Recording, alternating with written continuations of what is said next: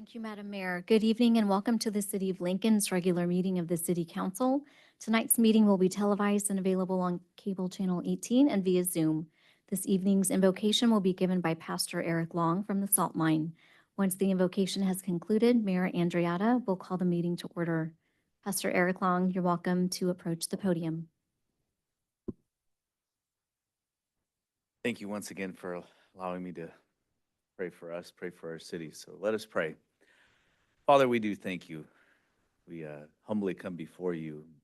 Just ask for your guidance, your wisdom. We just thank you for the growth in this community. Thank you for each and every resident in this community. We thank you for the care and compassion that you put on in our hearts to help lead and guide and just serve this community. So Lord, we ask for your wisdom, your discernment to do that well, that may we serve this community well. In Jesus' name, amen. Thank you, Pastor Eric. Appreciate that. Thank you. All right, welcome everyone. It is 6:01. Call the meeting to order. Welcome to the City of Lincoln 2025 regular meeting, City Council, Lincoln Redevelopment Successor Agency, Lincoln Public Financing Authority. Hope, would you call the roll, please? Yes, thank you. Councilmember Reedy. Councilmember Pearl. Here. Mayor Pro Tem Brown. Here. Councilmember Eklund. Here. Mayor Andreatta. Here. Item number 3, report from closed session. We did not have a closed session, so there is nothing to report. Mayor Pro Tem Brown is going to lead us in the Pledge of Allegiance.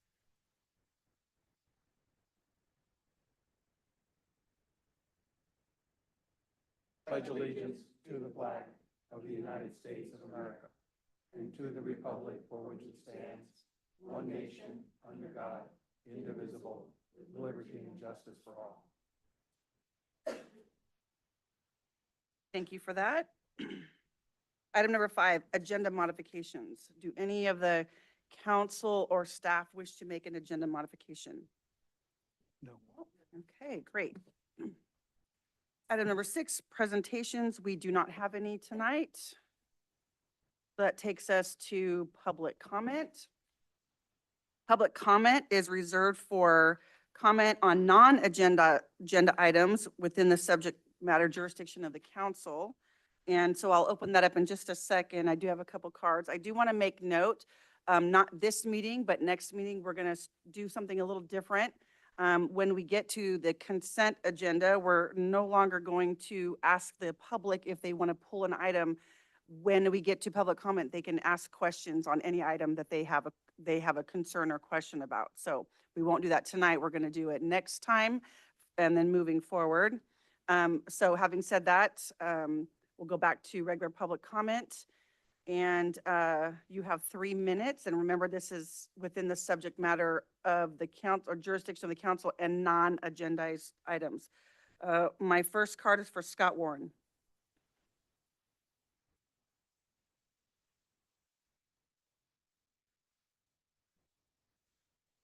Good evening. Over the past couple of months, I've submitted a couple of Freedom of Information Act requests, requesting information about how much money the city has spent in its litigation against the Gathering Inn. And I have had no response. It seems to me that this deafening silence is an indication of the lack of transparency on the part of the city regarding this matter. I think the taxpayers of this city deserve to know how their hard-earned dollars are being spent.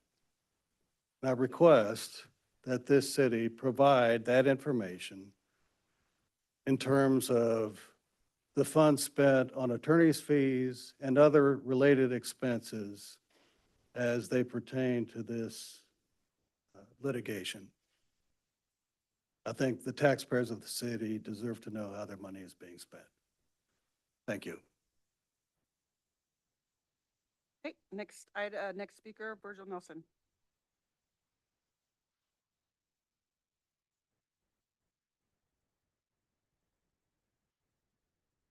Good evening, council members and staff. I'm Virgil Nelson, a retired pastor and an active volunteer with Placer People of Faith Together. I would like to compare Lincoln's answer to the question, who is my neighbor, with Jesus' definition. That question was asked of Jesus by a very rich man. Rather than answering it directly, Jesus tells a story in which a man had been beaten and robbed on his way from Jerusalem to Jericho. Two esteemed members of the religious community passed by the victim, with not stopping to help. Then a Samaritan, a group despised by the Jews, not only stopped and bound up the man's wounds, but took him to a medical respite facility with the promise to pay the lodging and any other expenses needed. Then Jesus asked the rich man, who was the neighbor to the victim? To which the man replied, the Samaritan. Before helping, did the Samaritan check the man's wallet to determine that he was a resident of the local cities of Jerusalem or Jericho? No, there was no identity check. You are to be commended as a city for your creative efforts with over 40 homeless individuals in Lincoln. You have worked hard, and that resulted in 20 of them finding housing. And you have been pioneers in the creation of transitional housing by being the first city in our county to allow travel trailers on church property as temporary housing. However, when it comes to understanding who your neighbors are, it seems that your definition does not include Rockland, Roseville, Loomis, Auburn. You are neighbors with these entities, sharing water, air, a landfill, jail, county services, et cetera, et cetera. The world is your neighbor, and the need for medical respite care for indigents is not only in Lincoln, but all of Placer County and our region. I want to invite you to broaden your definition of neighbor beyond those who happen to reside in the city of Lincoln. Two of your main concerns with the respite program are first, health and safety of those living near the facility and the children walking to and from school. And the second is the anticipated dramatic increase in cost to the city for additional fire and police and emergency services. I would like to suggest that you could establish a memorandum of understanding that would guarantee the city payment of a fine if any of the residents were found outside the facility and the city. And I would encourage you to actually calculate the cost of fire and police services. And if there are any breaches above. Thank you, Pastor. Time's up. Thank you. Appreciate your comments. Any other public comment in the room? Yes, Darla.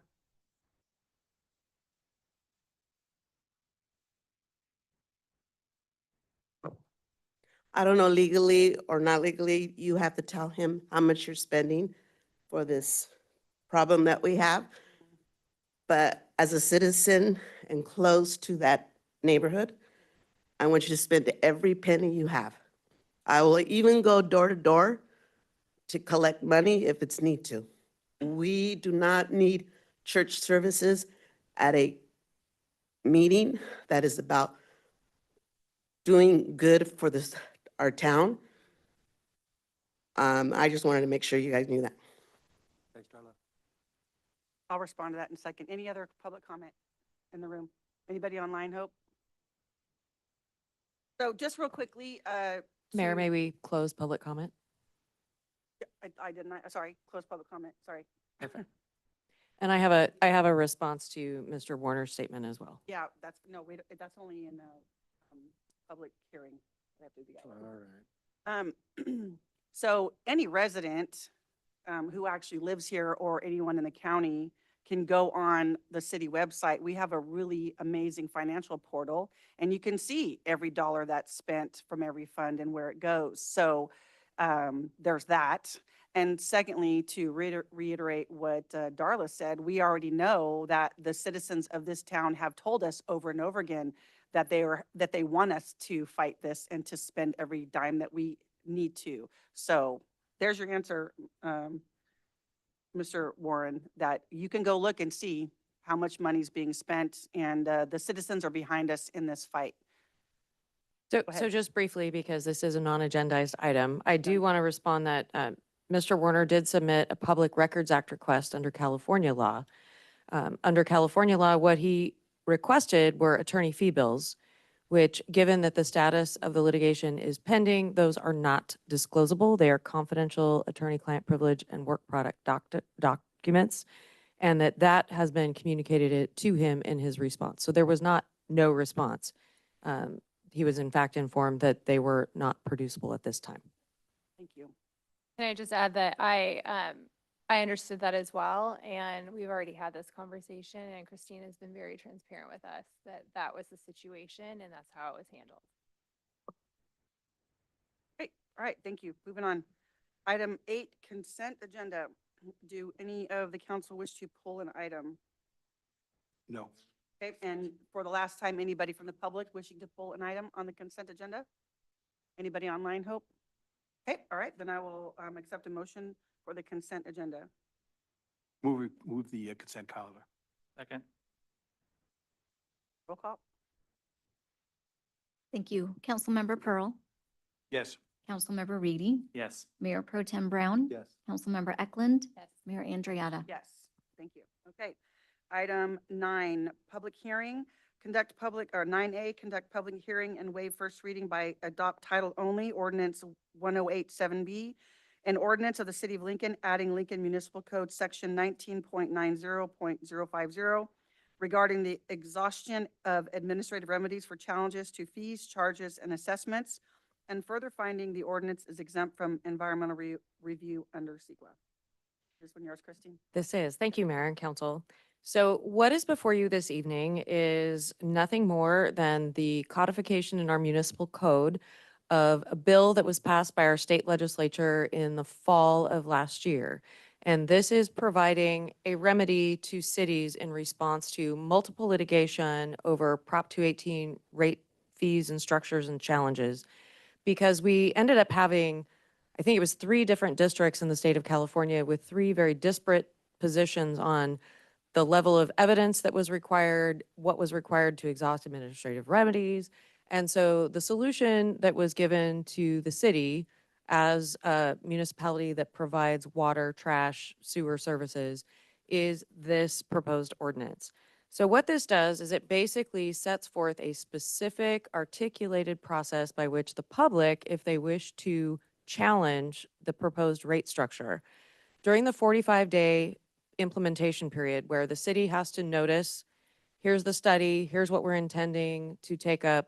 You have 45 days before the first public hearing in which to lodge your objections.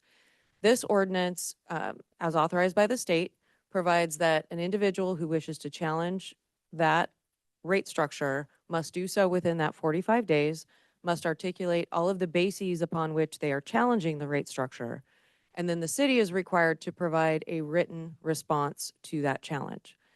At the conclusion of that period, the city has options to adopt the rate, abandon the process, all of that. But ultimately, when if or when that individual decides to challenge that implementation of the rate in the 180 days after the ordinance has been accepted, that individual is limited to the administrative record, which means that if they didn't bring it up during the 45-day notice period, they don't get to bring it up 6 months later. So this is very consistent with administrative processes all across the state of California. And so it really brings into line the methodology by which most agencies, when you handle administrative hearings, handle it. If you don't bring it up during that 45-day period, then you lose the right to raise that argument at a later point in time. So the proposed ordinance codifies the statute that was authorized by our state legislature. One of the unique opportunities that we have to actually take advantage of an ordinance that helps to protect the city and provide some more specific guidance and guidelines for our residents in the process. And so with that, I am open to accepting any questions and then would ask that we open a public hearing and take any testimony and ask for the approval of this ordinance moving forward. Right. Before we open up public hearing, do any of the council question or comment?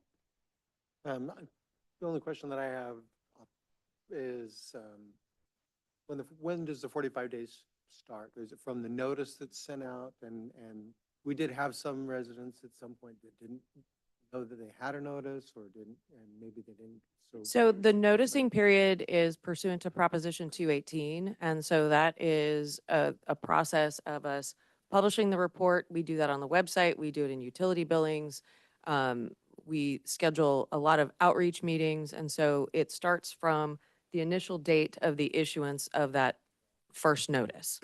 And so, but there are multiple avenues that the city uses to reach out to the public about the fact that we're going through that process. Unfortunately, a lot of people don't pay attention until they see the result in their utility bill, which is oftentimes too late to participate in the process. But that is just a nature of being a good participant and observant and participating in the process and coming to city council meetings and paying attention to what's happening in their jurisdiction. I really appreciate you explaining that a little better, because I've found that too, where there's just a lack of education when it comes to certain things that happen in the city that maybe someone is extremely concerned about, but it just kind of passes them by. And so hopefully we'll that participation and interaction. I did have one question about online bill paying the utility bills, because some people get their paper bill and they pay it that way. A lot of people just pay it electronically. So when you, and I've done both, so I'm trying to remember what it looks like, but when you have a notice like that or information when they go on the website, is there like a pop-up or a link or something? How does that work, Nita? And so when we have a notice like that, so this is part of the rate study, so Yeah. this notice is sent out separately as part of the rate process that's mailed to every single home. But even if you have an electronic bill pay, you still receive a statement. Okay. You may receive a statement by paper or you may receive a statement by email. No, okay. But regardless, whatever notices or updates that are in there, or even the inserts that would be included, you're going to receive either electronically or Okay, physical that's what I paper. thought. I was just wondering. I had that question a lot. Well, I pay my bill online, but yeah, you still get the information, right? And It's- there is a separate notice that There's a goes out. separate notice. Okay, perfect. That's great. Okay, let's open up the public hearing. Do anybody in the audience or online have comments or testimony for this item? Anybody online? Okay, last call for chambers. Okay, close public hearing, bring it back. So the way I understand this is that every now and then, the state legislature will update a law or they'll make changes, and we're just coming into line with that, correct? Yeah. So appreciate you doing that in a timely manner, because this just happened recently, right? Yeah, fall. Okay, perfect. All right, well, if there's no other questions or comments, go ahead. Just a statement. First, it's very nice to be able to support a state statute. Yeah. So unusual. We don't always get to do that, right? We don't Yeah. always get to do that. Secondly, especially recently, we have gone to great lengths to acquaint the community of any rate changes. So for us, this is just kind of piling on and just making sure that the process is set so that no one comes back afterward and then holds us up kind of at the end. So, yes. Excellent observation. This really makes it clear. And our notices that now go out will include references to the statute so that anyone who wishes to file a grievance relative to the proposed rate study knows specifically how to do it, and there's no question. Okay, I'll take a motion in a second. I move. I'll second. Okay, roll call, please. Thank you. Mayor Pro Tem Brown, Yes. Councilmember Reedy, Yes. Councilmember Pearl, Yes. Councilmember Eklund, Yes. Mayor Andriotta. Yes, thank you, Christine. All right, item 10A, under general business, adopt resolution 2025-019, approving the plans and technical specifications and authorizing staff to proceed with the bidding process for construction of the Bella Breeze Park Phase 1 Capital Improvement Project. And Araceli, this one is yours. It's good to see you.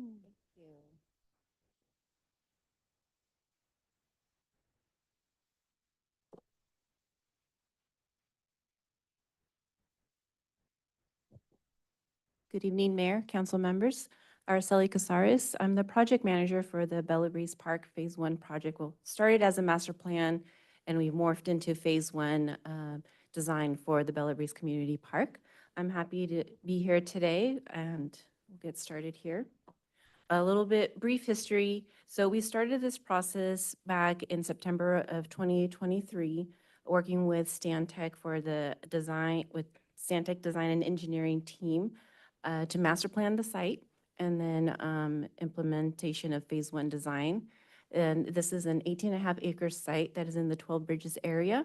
And what we're asking for tonight is approval for the plans and specifications and authorization to proceed with bidding of the Phase 1 of the project. So here we have, again, as part of the master plan process, this was the preferred concept that was reached ultimately for the 18.5 acres. I'll briefly just go over, as you can see, there's a lot of amenities that was voted on. We did community outreach, we did community surveys, we had in-person meeting, a Zoom meeting, and all of that was put together, and this is the preferred concept that came to light. Baseball fields, pickleball courts, a bike pump track, a turf, covered turf area, informal area, play areas, playgrounds, shade, and parking. I can go into further details, but this is just high level. This is what ultimate build out what the park would look like. This gives you a different vantage point rendering of the master plan build out of the park, the vision, if you will, of ultimately what this will look like at some point in the future when we have funding. So back to Phase 1, and what we're here tonight is Phase 1 includes the centralized soccer, Pee-wee, junior football field that could be multiple use. We have informal turf again for just lounging, laying around frisbee. We will have a 2 to 5-year-old playground area, a 5 to 12 playground area. All will be covered with shades area, structures. Covered picnic area, there will be smaller picnic tables, and then as you will see, trees throughout to provide shading. And then towards the front, towards the Bella Breeze Drive, there will be a gravel parking lot that's part of this. I will state, we went with gravel to conserve budget. The parking lot will not be lighted. The soccer field at this point in time will not be lighted either, due to just try to be mindful of cost. And here you have the cover of the project plans, which a partial set of plans were included with the staff report tonight to give you a taste and feel of what all is going to be included with this Phase 1 project. And just to get into more of the details here, so the construction cost estimate for this Phase 1, which is about 7.5 acres that is going to be constructed, is $6.5 million. We always have contingency with our projects. 10% is what we move forward with. And then construction management and inspection is right now about 15% of construction costs is what we're seeing. So overall, total estimated construction cost for Phase 1, $8.1 million. And currently in our 2460 fund balance, which is the park PFE funds, is about $4 million. And I'm going to ask for my assistance here from my colleagues. They said they would help. Yes. Help ask for more money. Yeah. So, normally in, it depends on the type and scope of project, but obviously in most cases, we wait for fund balances to get to a level before we move on a project. The difference in this, there's a number of differences in this case. This is roughly a $25 million build. Am I right about that, Araceli, now? It's changed a few times, but. Yeah. And probably when this project was originally conceived way back, it was probably closer to 15, I'm guessing. Just under 15. And so one of the problems with that is that when you have a really expensive infrastructure improvement, it's almost kind of unreasonable to try to save that amount of money for that period of time, because by the time you get to that $15 million, the project costs 25. So that's one reason why in large scale parks like this and Jimenez, we phase those because otherwise, well, this is a regional park, so all of Lincoln, but certainly that area of 12 Bridges would be waiting for a lot longer to see the full park build. So the fund balance sits at about $4 million. It's very difficult for us, for any agency we can project taxes and we can project various fee-based revenue, but impact fees or PFEs are really difficult to project because they kind of come in fits and starts. A project will build 50 units and they'll pay a lot of fees all at once, or they'll do 2 or 3 units at a time. And so we usually are pretty close to where we end up landing. And in this case, that is your fund balance as it exists today. With that said, we know that in that 12 Bridges area, there's still quite a bit of units that are in the middle of build right now, most of which have deferred fee agreements. In other words, they pay those at the very end of the project as soon as the doors are ready to have somebody move in. And so we fully expect that the full more than the $8.1 million will be available when and if that bid comes in. And it may come in, we don't know, it may come in a little lower, it may come in a little higher. But we've kind of created some off ramps for city council. So in the event that the building world falls off a cliff and we collect no fees, or alternatively, we have a lot more than we thought, we'll be able to make some alternative projects happen here at Bella Breeze if funds are just simply not available. But what we were concerned about was waiting too much longer because Araceli and Vin's team have, I don't even know how many capital projects they're building this spring and summer. And if you lose this construction window, we won't be having this discussion until next year at this time. And we also are, the other thing is we're also concerned if you drive that neighborhood, it's a denser housing product. And there is, and as Eric Kerlin would say, if you were online or here this evening, there's not a park within, I think he said 1.5 miles from this location. And it's just a lot of folks in dense neighborhoods not to have any green space. And so we felt like it was important to put it forward and at least get it started. One of the things we also don't want is there's always a million hands in the pot for park projects, and there will be other priorities that come up in 6 months and 12 months and 18 months. And so those dollars can get reallocated really quickly unless you dedicate them now. So hopefully that, and I could go into more financial detail if you want, but that's the generalities of it. Thank you. And I just have one more slide, just schedule. So if we were to move forward today, so here we are today requesting PSNE approval and authorization to bid. We'd begin the bid period by advertising next week and have it open through early April, open bids in April, and potentially award the construction contract in May. So coming back to council in May for that. And we'd have definitive dollar values and actual money, actual dollars to be able to say for sure, this is what we need. And so that's what it's looking like as far as schedule. And then the construction period, if we start in May 2025, would be, we're guessing about a 14, 16-month construction schedule. So it'd go through September of 26 for completion of phase 1 only.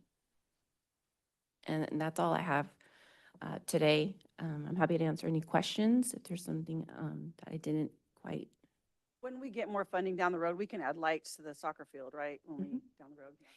Yeah, and phase 1 does include conduits for that future lighting for, so that we don't have to go back in and destroy what's already there. So we do have that accounted for in this phase 1 for all the utilities, not only the lights, but the water and the fire suppression system and the sewer as well.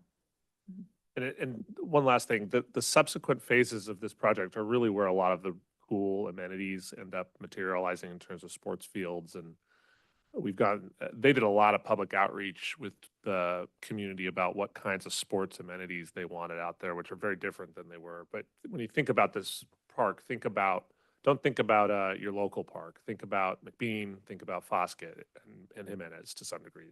They're large scale for the whole community, not just the neighborhood that lives there. Okay, any questions from council? Just one question. Are we rebuilding any of the infrastructure? Because it's going from phase 1 to phase, let's say everything else is phase 2. So are we building now and incorporating within that $8 million activities and construction costs that's going to be pre-built into phase 2? So besides stubs for future utilities, Right. we are including grading for the baseball field in the northwest corner. That's included in this phase 1, but just grading it. So it won't be set exactly, but at least getting us a little bit further for that next phase two. That's anticipated to, well, if we follow what we anticipate, phase two would be that baseball field in the west corner. Thank you. I had a quick question. What's the difference between doing gravel and asphalt? Mhm. Like a Huge average? difference. Like, A lot. okay. Asphalt is expensive. Well, I knew it wasn't cheap, but I think you're seeking a factor, right? What do you think, Araceli? 6X? At least. I feel like that's going to be a question I'm going to hear a lot. Mhm. Okay. Okay, we'll open up to public comment. Comment in the room?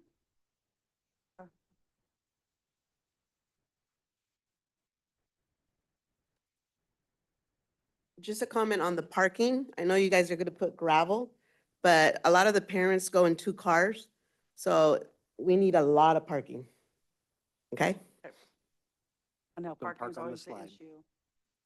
Yeah, and I will say for this preferred concept, and having the parking lot towards the front of the park site, maximize the number of stalls available. So there's, in other different versions of the concept, their parking lot was moved in different areas, but this preferred concept is the one that gave us the most stalls for the site.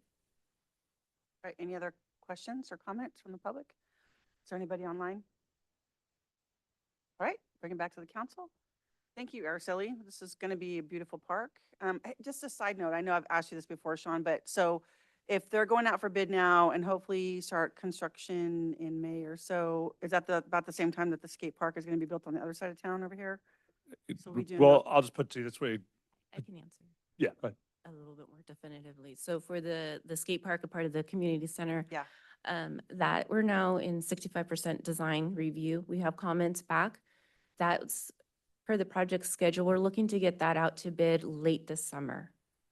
So July, August timeframe, bidding it and then constructing in the fall, starting in the fall.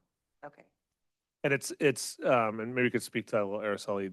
That project is a little bit more complex because you're building something, A, that we haven't built before, but B, this is a lot of grading and flat work. What you're doing is, You're complex building, masonry. yeah. I don't know if I use the right term, but, So if everything goes, and I don't mean to get us off track, but if everything goes according to that plan and we start building in the fall, how long will that take, do you think? That one is slated to be about another 10 to 12 month construction window. Ugh, But it'll be like, depending on the winter Yeah. as well, so. Yeah, okay. And we still have the environmental we're getting clearance through as, right now, we're doing the final surveys for this spring that are called for. So we don't have environmental cleared yet for that particular project. Thank you. Okay, if there's no other questions or comments? Yep, Oh, I was just going to say that I support the approach, and I'm looking forward to seeing this get built. yeah, it's going to be really nice. Thank you. All right, I'm ready to accept a motion. I'll move to adopt item 10A. I second. Roll call. Thank you. Councilmember Reedy, Yes. Councilmember Eklund, Yes. Councilmember Pearl, Yes. Mayor Pro Tem Brown. Yes. Mayor Andriata. Yes, thank you, Araceli, appreciate that. All right, item 11, city manager reports. Thank you very much, Madam Mayor. 3 quick things. First is just letting community know First Pass. I don't have all of the detail on it. It does exist online. I would request you wait for us to call some meetings about this. But I mentioned a couple of meetings ago that the state fire marshal is redrawing the high fire risk maps locally. We now have those. In fact, they're online, so you could go see them if you wanted. We are going to create Jen's team has gotten the data. They're going to create a much better map that shows very specifically where the contours are. We're going to likely hold at least one community meeting, and then this matter will be in front of the city council. The code requires that the city council consider essentially adoption of the it's an ordinance, yeah, of the map. I don't want to panic anyone because there's a lot of work we need to do, but I will say that there's some concerning areas that are drawn in that we're asking some reasonable questions about. So for example, there's areas of the eastern side of the community that we need to get more detail about how they were designated as higher risk, because it could be that it's not our understanding that state fire folks were coming out and literally surveying every single community in California. It's likely a lot of mapping data that they're using. And so it's possible, depending on when they got that those were undeveloped areas that didn't have homes in them and therefore would be concerning. So the worry, of course, and I don't have answers to this yet, is what that does to people's fire insurance in their homes, and whether in some cases they can even be covered. Again, it's mostly new construction that's on the far east side of town. If you live on the west side or in the middle of Lincoln, there's no change. But what we are going to do is similar to the FEMA flood maps, is have a similar type of kind of open meeting, probably at the pavilion, where people can come and learn, figure out if their property is affected. We're hoping to maybe get some state reps present so they can answer questions, as they're the experts in this, and then figure out what opportunities we have to sort of make sure that there's areas, only the areas that truly need to be in are in, and those that aren't shouldn't obviously be affected. So just heads up on that. And you can go to the CAL FIRE website if you'd like, and all of that information is live online currently. So more to come. And then the other thing is just something I thought would be kind of fun to mention. We don't, obviously the City of Lincoln as an organization, except for in very rare circumstances, we don't really donate to other organizations. We have such limited resources, we can't really do that.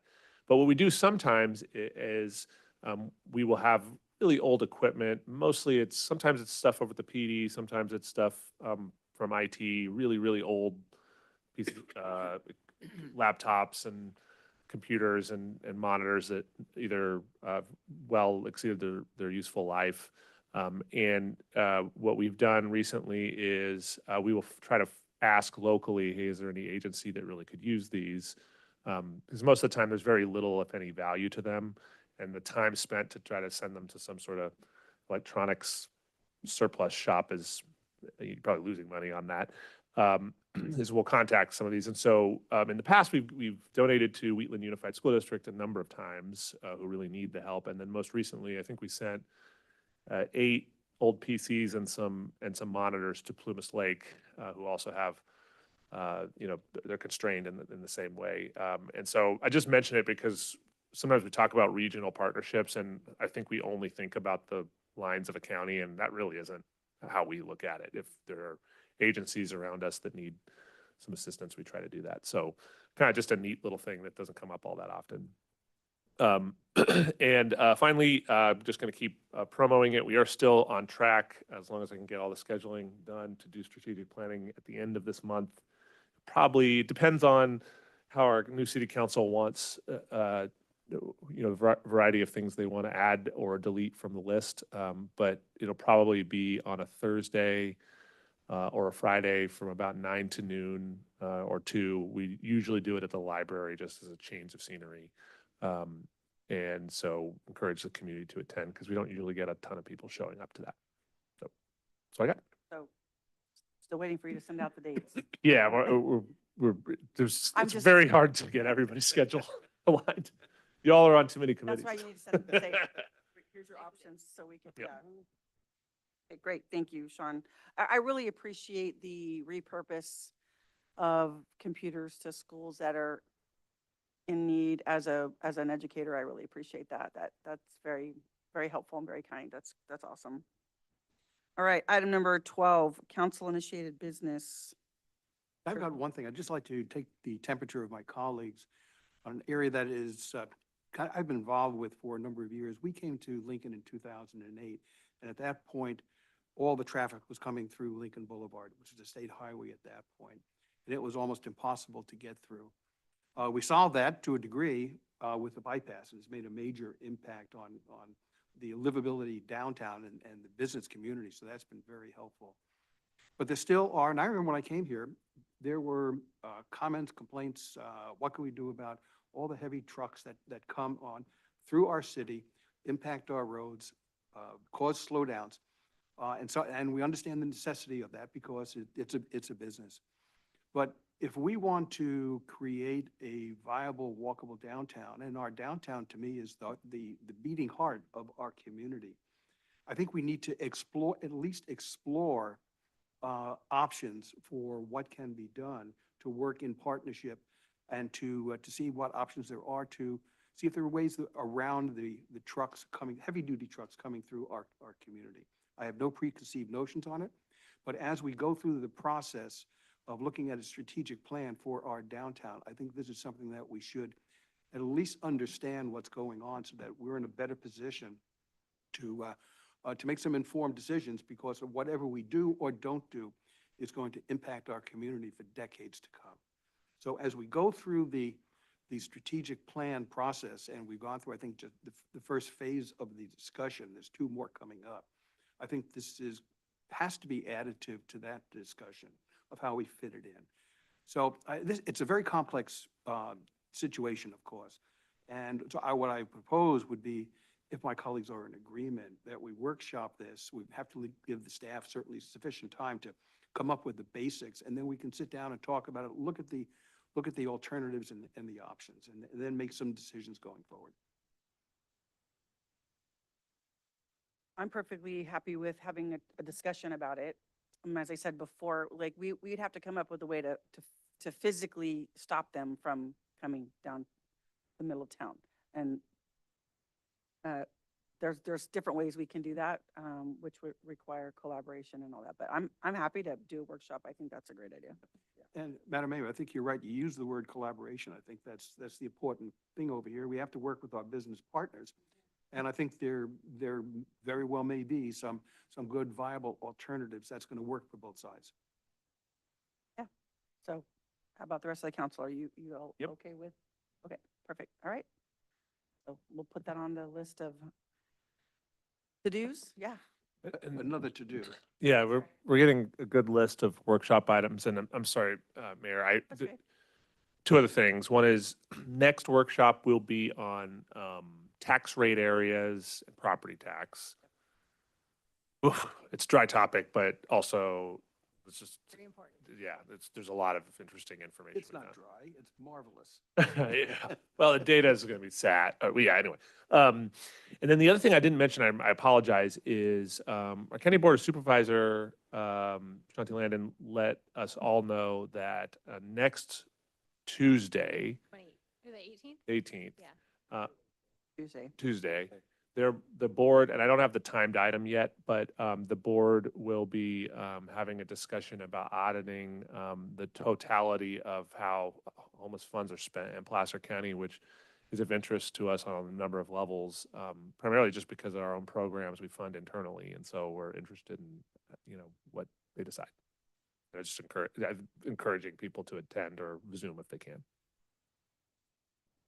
All right. Item number 13, committee reports. So the Placer Conservation Authority, PCA, met last week.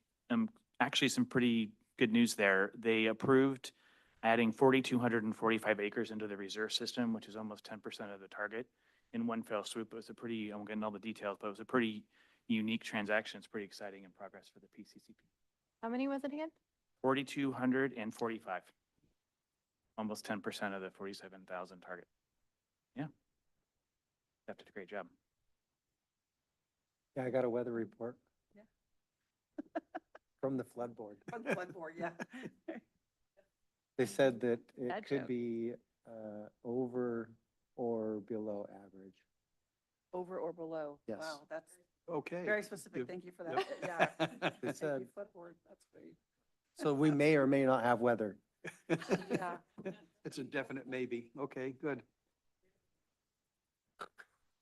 Richard, do you have anything? No. So I had SACOG meeting, and then also I chose the Policy and Innovation Committee. Everybody who sits on SACOG has to do a committee too, and that one worked best for me. And so the Policy and Innovation, we had a meeting on Monday, and that they just really basically went over what that committee does, and its advocacy, and its like budget review and finance audits and things like that. So it should be a pretty interesting committee. And also, I will be I will be going to Cap and going out early to do the transportation tour in DC, which should be interesting. And the reason I'm doing that is because with the failure of Measure B and all of our transportation issues, I think it's important just to keep advocating and to find out, what's going on that committee. So I'll bring back information. It's a long ways off, but we'll get that. So I think Matt may want me to come too, so Good. I'll just check in with him. awesome. Yeah, that's good. Or, sorry, For PCTPA? Yeah. also, I'm vice chair for the, Are you really? That's awesome. For which one? For PCTPA. Great. no. not So the when I say, CCC, how did that happen? Don't take it wrong. Like, how did that happen? Like, flood Oh, board. the flood board. oh, the flood board. Backwards. I'm sorry, I'm going Oh, backwards. the flood board. Okay. I was going to say, that was a major That's coup. How did you do amazing. that? The flood board. No, Okay, I Knocked it out that's of the still park. great. Right out of the gate. That's still- I'm here and I'm gonna be flood board. I beefy. know, right? Well, that's, congratulations. That's Yeah, great. Well, and if nothing else, you have a smile on your face when you go home today. Yeah, there you go. That's awesome. All right. Item 14, information items. Anybody have any information items? The only thing that many of us on the city council and the staff on last Friday night went to the Chamber of Commerce Business Excellence Awards. And the top honors went to Old Town Pizza, both for the best business of the year. And they won another one, I forget what it was, but Best taste, I think. Best or Taste, something. Mhm. yeah, that was very good. Yeah. And then a few months ago, the city council authorized the creation of the John Fett Business Innovation Award. And we put this together very quickly. Thank you, Sean and staff. So that was awarded to Domico Taylor Builders. The building, as we know, right across the street, it's basically, it's a combined commercial on the bottom, residence on the top. But they've been such wonderful partners with the city for so long, and they're still working with us. So they are our first winners of that, and we're looking forward to round 2. We'll crank that up in another couple of months for next year. But it was a great evening. Everyone had a Fun. great time. It was a sellout, and it was very nice to see that much business vibrancy in the community. Yeah, There was some it was really great vibes, without a A doubt. lot of fun. Thank you, Richard. I do have one, and this is a little ways out, but many years ago, before I was even on the council, we used to do the Mayor's Cup Golf Tournament. And the Mayor's Cup Golf Tournament, all the proceeds goes towards Park and Rec to fund programs for kids who can't afford necessarily some of the sports or some of the activities. And so I don't know why they stopped doing it. And then we had COVID and then, all this other stuff. So we are bringing it back this year. And I'm very excited about that. So I've been working with Doug Brown from Park and Rec, and it's going to be September 26th. So mark your calendars. I want you all to participate, please. Yeah, and Doug said it's a 12 p.m. start. Yeah. So is there a jacket that you win when? We'll order one. Yeah, Okay, sounds yeah, good. I'll be there. great. Oh, And- what and- about I'll just think- the firefighter. Oh, yes, thank you. Saturday. Yes, That, yes. Okay, you said that. you said- Saturday, you we said- all went out on different shifts on the corner of Joyner and Ferrari Ranch, and we did Fill the Boot, and it was a lot of fun. And we Yes. collected $22,000. Is that how much it was at the end? Oh, I That's- didn't Yes, hear yet what the 22,000. grand total. So we beat last year by 10%. They got, last year we got Awesome. 20,000, this time we got Good. 22,000. Yeah. 22,000. The interesting thing is that we had 22 firefighters out there, and I think we have, 29 altogether? So it was just an amazing supported. support by that crew, and many of us were out there also. And that So went to the Burn Institute. It goes to the Burn Firefighters Institute, Burn mhm. Institute, yes. And that was all put together by one of the youngest firefighters in our Yeah, he city. did a Alex. great job. Yeah. Yes. My arm was really sore. That boot's really Yes, heavy, like all day exactly. long. I was like, "Whoa." Anyway. I almost got ran over a couple of times. Well, I want to thank the council for going out and doing that. It was really great that we staggered throughout the day and we represented, so appreciate that. And they Great. appreciate it, so. Awesome. All right, anything else? No? All right, then we are adjourned. Thank you, staff. Thank you, you. everybody, for Fine, being all here. right.